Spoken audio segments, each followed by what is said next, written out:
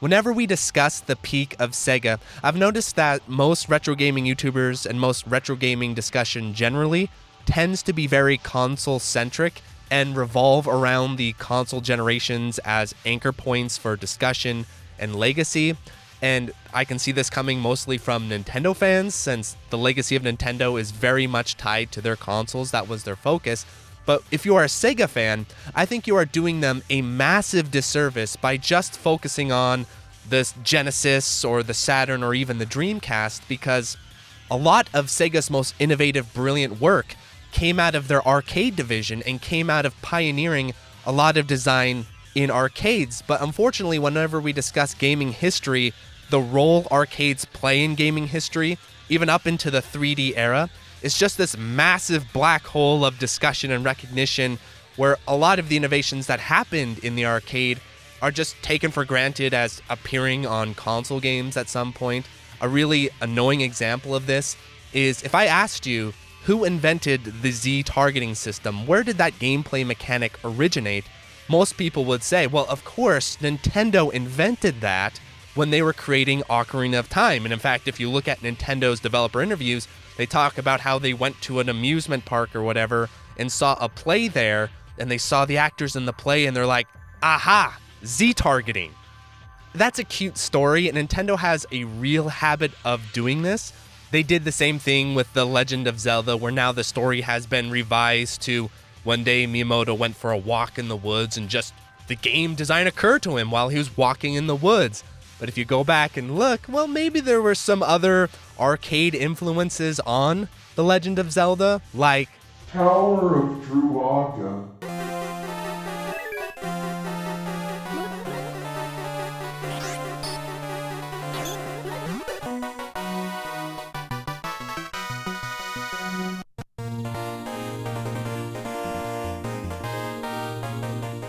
And maybe, just maybe, when the Ocarina of Time team were at that amusement park, they happened to see a cabinet for a Sega arcade game called Virtua On, which happens to feature, well, what do you know, a Z-targeting system that predates the Ocarina of Time.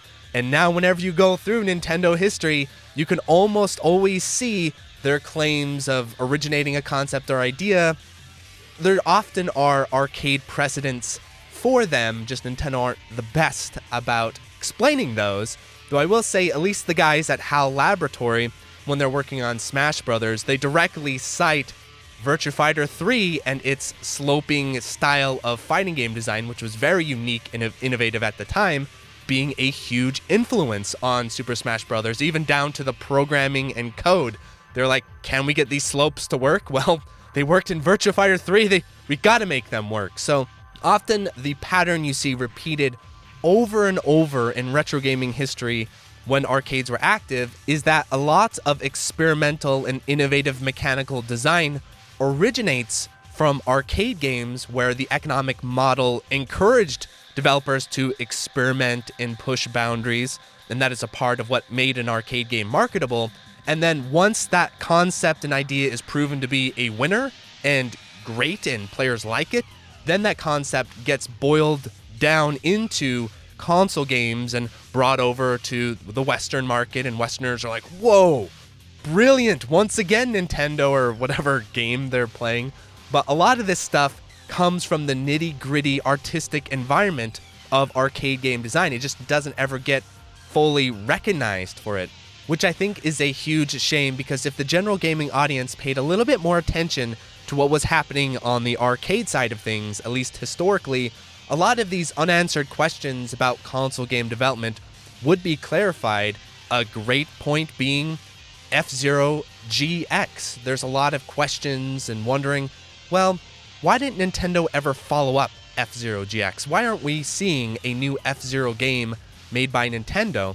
And the simple answer to that is because Nintendo didn't make F-Zero GX. Yes, they published it and funded it, but the team behind F-Zero GX is Sega AM4, the guys behind legendary arcade titles like Spikeout, which I need to cover on the channel here very soon, and Monkey Ball. And in fact, the Monkey Ball physics engine is what is powering F-Zero GX, and that is why F-Zero GX has such complex and crazy, quirky physics and mechanics happening because there's a whole 3D layer of design underneath the hood of this game that goes far beyond what you typically see in like a Mario Kart or even probably earlier F-Zero games. GX is just a beast unto itself, and it was made by a team at their peak, in my opinion. This era of Sega, when they're getting into Naomi stuff, they're getting into that Dreamcast era arcade 3D design. This is where we see Sega really pushing the envelope forward in terms of just the complexity and sophistication of their design. And so these days, if Nintendo were to sit down and try to make a follow-up to GX, not only do they know it wouldn't sell super well because of how technical and pure its predecessor's design is, but also who the hell is going to make this game at a reasonable cost at this level of quality?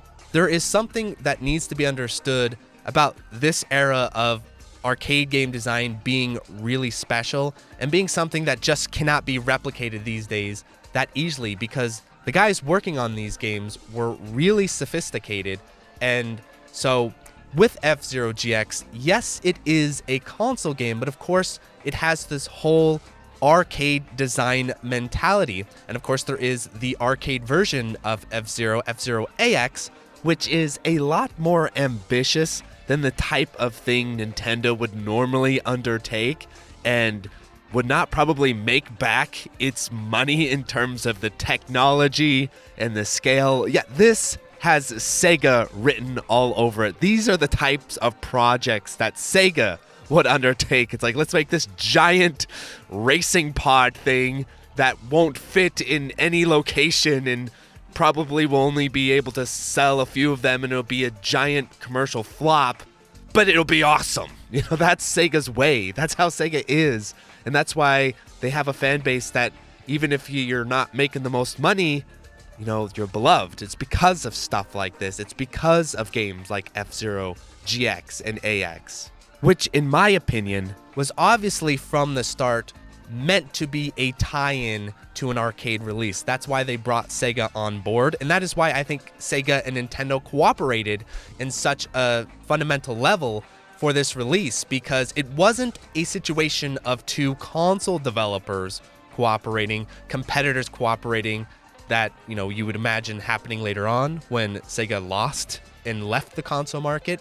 This point, I believe it was because Sega had this robust, godlike arcade division. Nintendo didn't really have a sophisticated arcade division anymore. They needed someone to work with in order to get some sort of IP in the arcades. They thought, oh, F-Zero would be a great choice. Sega make it, and then you make a console version. We'll take that, put it on the Cube, which is really hurting for content.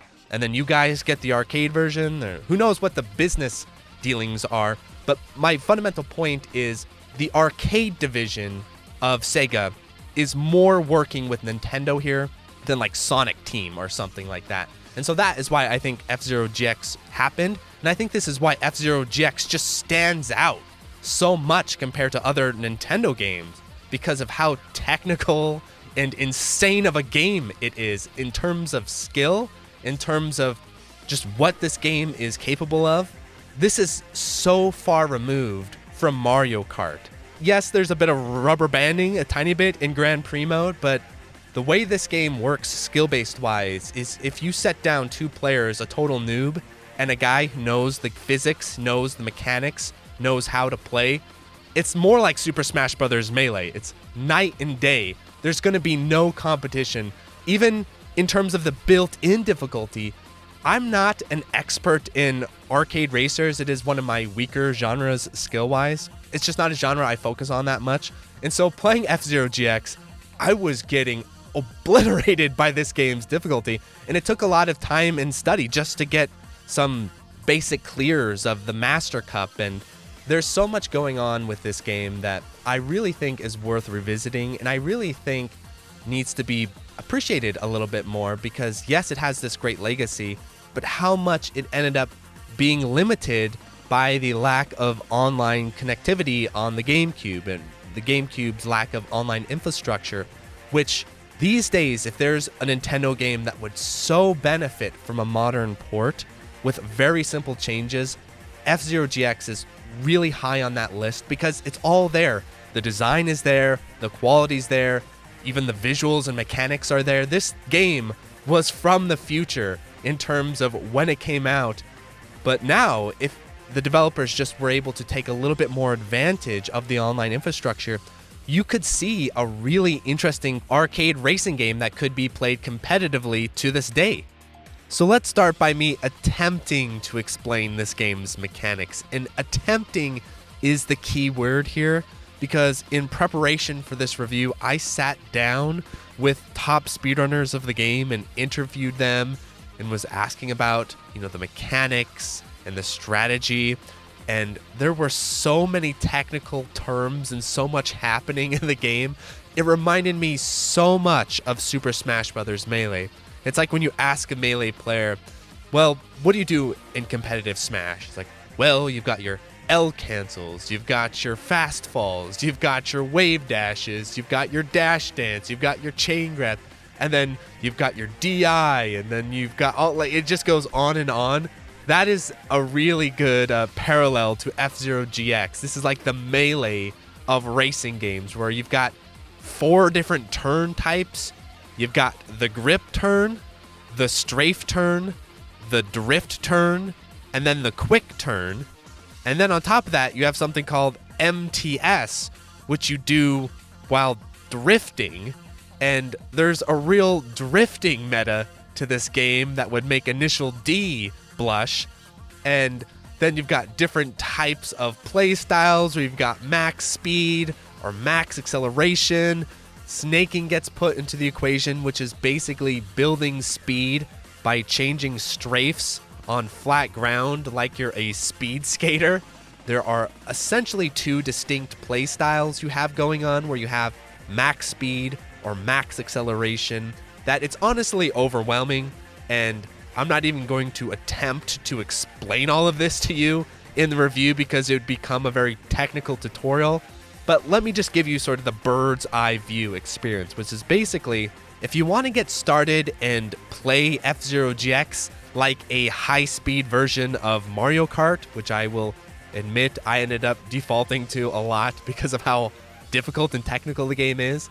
But if you want to play it at its most accessible form, what you want to do is you want to go for max speed, and then you want to look for ships with high stats, obviously, but the key stat you want to look for is a really high grip stat, because grip is Mario Kart mode.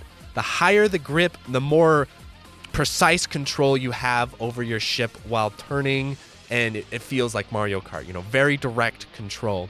But as that grip stat starts to go down, and as your boost stat starts to go up, then you start to enter the real G version of max speed, which is you're looking for ships with a lot of weight and with a lot of boost, and you're just going to be Tokyo drifting through the entire game.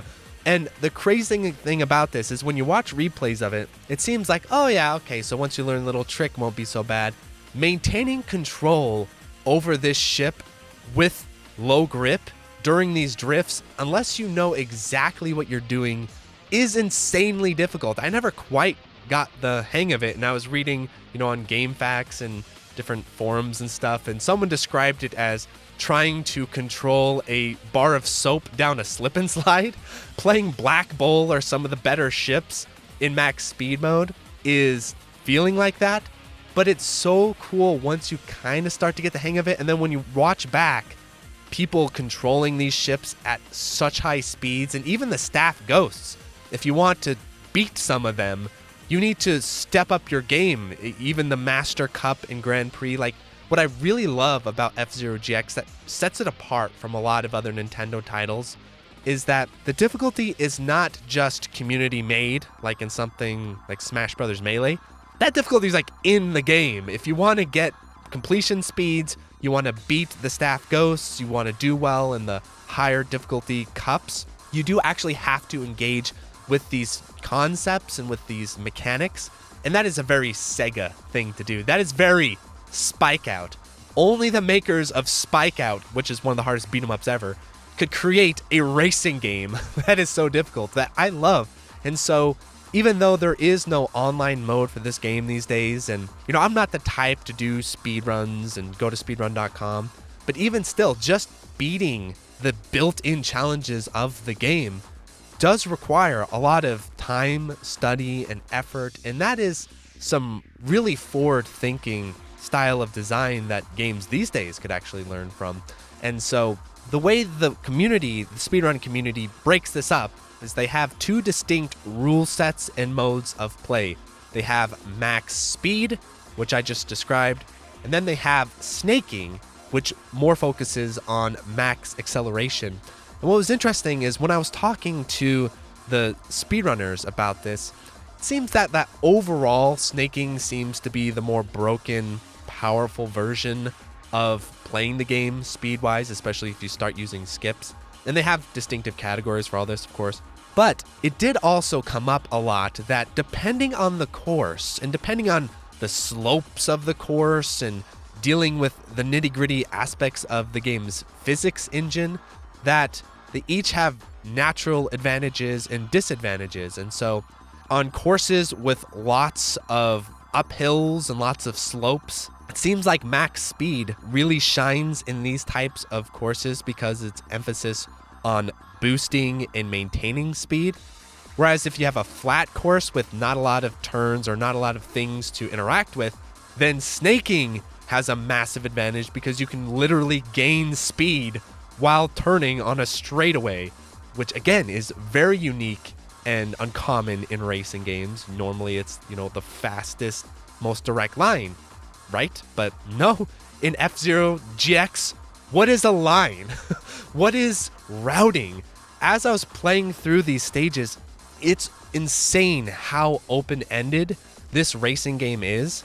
And that's the thing about F-Zero GX that I think helps it stand out from the typical racing game, and why even if you're not really into racing games normally, F-Zero GX is still worth your attention because there's a lot more ambiguity happening with how you conduct the races. Where are you supposed to go? The courses are not just flat ground with slopes. They turn, they go upside down. You're never quite sure, should I be here? Is this a good idea? Is this a bad idea? What's a direct line if you're going in a spiral? So just that's my favorite thing about this game and why I really love it, and why of all the racing games I've played, it's always the one that fascinates me the most, and why I'm really glad the patrons selected it for review, because there's just so much happening with the mechanics and the physics, and then figuring out exactly the nuances of their interactions. For example, slopes in this game, mixed with speed, weight, boost, grip, all of these different factors coming together, depending on the ship type, depending on how you're playing, can be the difference between your ship moving fast and safe or your ship taking off and flying off course and exploding. And I also love the off-course explosions in this game, in the way they're designed. Very Virtua Fighter, very Sega. This is not Mario Kart. It's not a fact where when you fly off the course, a little guy comes and grabs you and fishes you out and puts you back on the course, and you lost a little bit of time, but hey, it turns out to be kind of an exploitable mechanic. Nuh-uh. That ain't happening in F-Zero GX. F-Zero GX, if you're flying off course, you better hope you're landing back on the course, which of course is a big thing with skips in this game, but the game does apparently have a pretty robust anti-skip system, so you got to be a bit more cheeky with it, but it definitely still has skips. But anyway, when you're going in Grand Prix mode or you're racing against someone, the risk-reward of just that little bit of extra speed, the game is so nasty and so great with the way it plays with this dynamic, because not only do you have it in terms of course outs and losing gravity and just accidentally flying off the course, which I do plenty of times in the footage here. But then on top of that, you have the boost mechanic of the game. And the way this game uses the boost mechanic, I know that's a feature of the F-Zero series. Historically, I know it doesn't originate in F-Zero GX. But when you combined in the danger and difficulty of this game, it adds a lot of depth to the boost mechanic. Because essentially, when I'm playing the SNES version of F-Zero GX, it's just like boost, boost, boost, boost, boost, boost, boost. I'll be fine. I'm not going to run into the sides. With just a little bit of practice, we'll be safe. In this game, like I said, because you've got all these different factors of the speed, the gravity, the turns, the difficulty of the courses, you're always like, I'll just boost that little bit extra. I'll just take that little bit of extra risk, and then you explode and lose the race. And that happens over and over and over. And you're constantly wondering, all right, how much risk should I take here with this boost? Can I make it to the next healing pad? Can I not?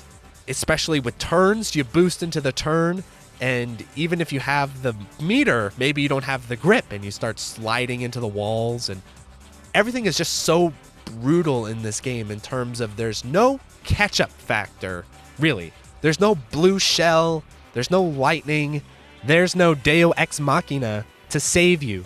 If you missed that turn, you lost. That's it. Might as well retry, and you only have a certain amount of retries unless you're playing time trial or something.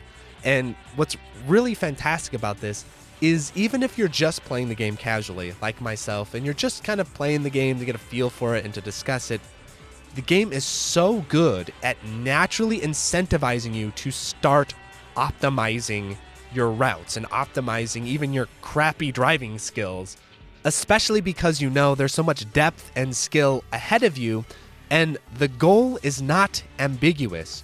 You know exactly what your purpose is in F-Zero GX. It's to go faster, and you can continually find yourself naturally spending hours and hours just grinding for that little bit of extra time. Let's get a second, let's get another second. This game has an awesome ghost system, where not only do you have a ghost that is your PB, which I really appreciate, and I wish Shmups actually had something like this. But anyway, not only are you racing against your own PB, but also you can ghost against your last attempt. So you can get 2 ghosts going and be racing against double ghosts, which I love. I had a lot of fun doing that. And then on top of that, you get a staff ghost involved, and it's really funny to see your PB versus your real-time run versus the staff ghost and how they'll like start to separate themselves out. You miss 1 turn, goodbye staff ghost. You miss 2 turns, goodbye PB. It's really cool, and it's a system that I think more arcade games could really benefit from. And I think in terms of game structure, there are a lot of lessons that other arcade genres could learn from racing games, especially with the way they break up their content into tracks and modes. Think of it in terms of levels in a shmup or a beat 'em up.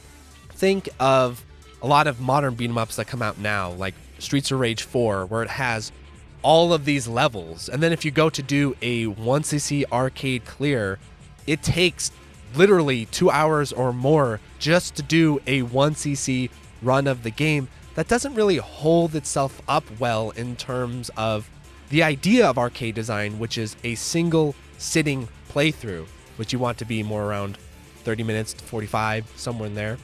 So that's stretching way beyond the single sitting playthrough. But at the same time, the reason why modern arcade games are doing stuff like this is because of the content demand of modern players, where modern audiences, they're not going to really accept a game only having 5 levels, even though 5 well-designed levels are plenty in my opinion. But you know what I mean?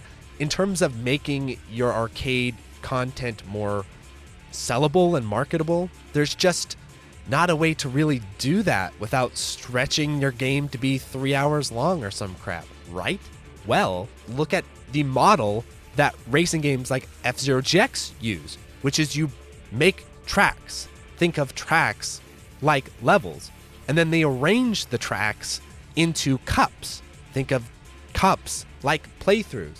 So rather than you sit down at the menu of a beat 'em up or a shmup and it says, okay, arcade mode, story mode, and story mode is like 4 hours long, and arcade mode is like 30 minutes long.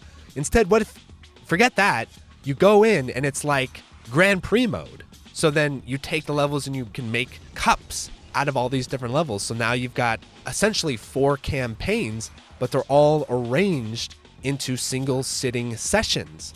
This is something I think beat 'em ups and shmups could really benefit from, especially with the way they handle leaderboards and the way they handle replays. Now I would say the biggest tragedy, the biggest shortcoming of F-Zero GX isn't even the game's own fault necessarily, because the biggest thing this game needs is online leaderboards and online replay sharing. Technically these days, thanks to Dolphin and emulators, you can kind of get around this by posting things online. There's different websites for that. And then even replays, you could post your replay online and then download it and put it in the emulator. And that's all, a big mess. But if you looked at something like Slippy that Melee uses, where they take all of this stuff in the emulator and then they make it in the game, built-in online net play, built-in replay sharing, man, a project like that for F-Zero GX would be so fantastic.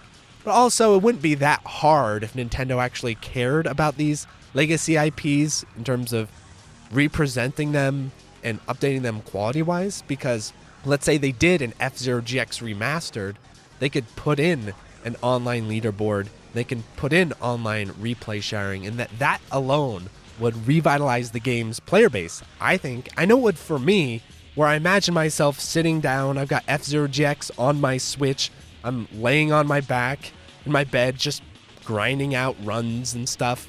See, that would be something I would like to do in sort of these quick sessions, pick up and play, check out the leaderboard, update my PB. That would be so perfect. It's really weird that Nintendo haven't picked up on this. Versus the way it works now, nothing against speedrunning or anything, but just kind of the more heavy lift of, all right, now I got to put it on the speedrunning leaderboard and all that kind of stuff. I always think competitive play should be integrated into the design of the game as much as possible. And you can tell Sega, They wanted to do it. they were there. They're Sega, the inventors of Segadotnet. Again, not something Sega get a lot of credit for these days, but look at Virtua Fighter 4, look at online fighting games that actually originated not on consoles, but in the arcade. So, of course, Sega were thinking about these things, but it was too ahead of its time in terms of online infrastructure, and especially with Nintendo's platforms, they really resisted online play for a very long time. So I would say the biggest strengths of the F-Zero GX, pretty much everything. And what I mean by that is the overall level of polish this game has. It's just becoming increasingly rare to see something this good, this well developed overall, where it has incredible graphics, an amazing soundtrack, a soundtrack I use on the channel all the time, and then the visual presentation, even outside of the 3D models, just the way the game moves, its raw visual feel, the turning, the spinning, it just feels so immediate. And then you add in there just really rock solid, robust, deep mechanical design with its own crazy physics engine and rules, and then a whole suite of content to back it up. This is just a game that couldn't be made these days economically. You sat this down in front of Nintendo now, they'd be like, hell no, we're not spending this much money and effort into something that's not going to sell hundreds of millions of copies or whatever they're expecting. I mean, they won't even make their own Metroid games at this point. You think they're going to sit down and attempt to follow up F-Zero GX? This thing is a diamond in the rough. It's a real true gem and cult classic, I think. And also something that you can't get anywhere else. That's also one reason why people who love F-Zero GX, they just are kind of stuck, because if you love Initial D and drifting games, or you love sim racers, you do have other titles you can look at and play, maybe not nearly as much as we got in the GameCube PS2 era, but there's still options out there. But F-Zero GX, with its unique design, with its unique physics, with its snaking meta, all of its crazy stuff, it is just one of a kind. There's no other game like this. There's nowhere else you can look. You can't even look to other previous F-Zero games, which I think are fun, but they're not quite capturing the magic of what F-Zero GX has to offer. At least I've always felt that way. And so, yeah, it's a game just trapped in time. It was too ahead of its time when it came out, and it's too ahead of its time right now. This poor game, maybe in 20th GX. for it to be finally properly released and played, I guess. But yeah, overall, I just want to emphasize it has the complete package, which is so rare to see these days, where it's just got everything. It's just lacking the online stuff, but other than that, It's the whole enchilada. And I couldn't recommend it enough, as much as I am kind of not that great at it myself. This is easily one of my favorite racing games of all time, and I think one of the best examples of how you could take the arcade racer and make it a really cool format for modern consoles if they just were able to include the online aspect to it. But in terms of critique, I think the main things that could be adjusted, like if there was an F-Zero remaster, Nintendo went in and updated it a little bit. The big ones are definitely formalize the distinction between max speed and max acceleration more.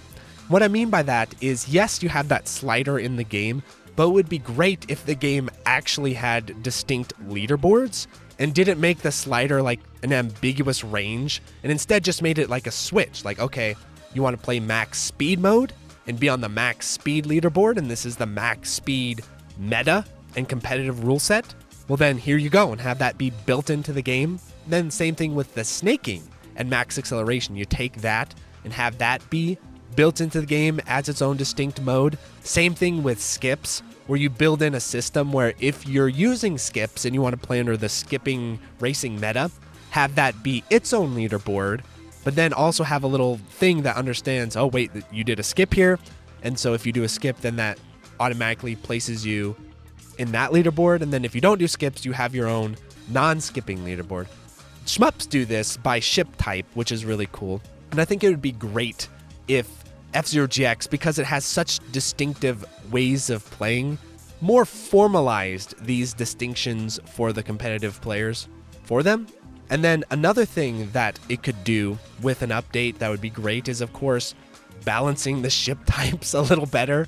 There's a lot of ships in the game, and a lot of them look cool, but like many games of this era, think of like Melee, think of MVC, the balance isn't super good, so it ends up being there are, a handful of really OP ships and OP ship types that the competitive players pretty much use all the time.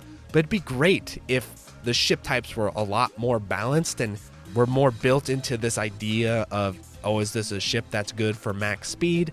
Is this a ship that's good for max acceleration? Because there are distinctions there, but unfortunately, a lot of the ship stats aren't high enough to even make them contenders. So rebalance the ship types, make poor Captain Falcon not shitty, and then another critique would be to cool it on the progression system a little bit. And I don't mean they need to remove the progression system entirely. I think it's fine that the game sort of rewards you, incentivizes you to play better and work harder with more ship unlocks and track unlocks and stuff like that. I think it's fine to some degree, but I think F-Zero GX goes way overboard, where even if you are a highly skilled player, if you're playing on a fresh file, there's going to be just a lot of monotonous grinding to get to what you want. I think if they just cooled it on the progression elements, in that they gave you more tickets as rewards, like triple that, and then make things so you don't have to purchase them all the time. Like the story mode chapters having to be purchased is really stupid and tedious and pointless. Just have them unlock each other in sequence. Don't do that. Just have it be, you beat chapter 1, you go to chapter 2. You beat chapter 2, you go to chapter 3. Don't have it be ticket based and you're constantly going back and unlocking the chapters. Same thing with the staff ghosts. So you do a good time on a track, great, you get a staff ghost, but don't put that in the shop. Just have it appear after you get the good time. Like you hit the target time, Great. Here's the staff ghost. Just stuff like that. Make the progression system less grindy. Make it a lot more sensible. Don't hide the higher difficulty modes. No. Even if you're starting from a fresh file, a master player should be able to come in and play the highest difficulty of the game, even if they have to use a crappy ship like Captain Falcon. I bet they could still pull that off if they have the skills. So don't make them grind through lower difficulty modes just for the sake of it. This is a problem with a lot of progression systems across the board. Ninja Gaiden 2, Devil May Cry, the list goes on. I don't like that, especially in a racing game where there is going to be a lot of legacy skill involved. Overall, though, F-Zero GX, despite its cult status, I think is a game that is still heavily underexplored. It didn't sell that many copies, all things considered, and it has a small niche fan base that's played it consistently over the years, but nothing to the extent of what we've seen with other games like Super Smash Bros. And so forth. And especially odd because, it's a Nintendo IP, and Nintendo IPs tend to get a lot of legacy interest over time. I think because it has that Sega DNA, you put it in a Nintendo player's hands, it like shocks them a little bit, it terrifies them.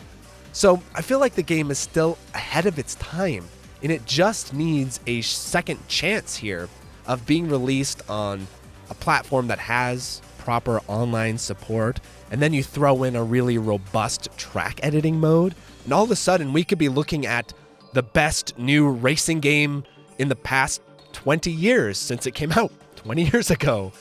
This game still has so much potential. It just needs its second chance. I really feel that way, and it's kind of frustrating, honestly.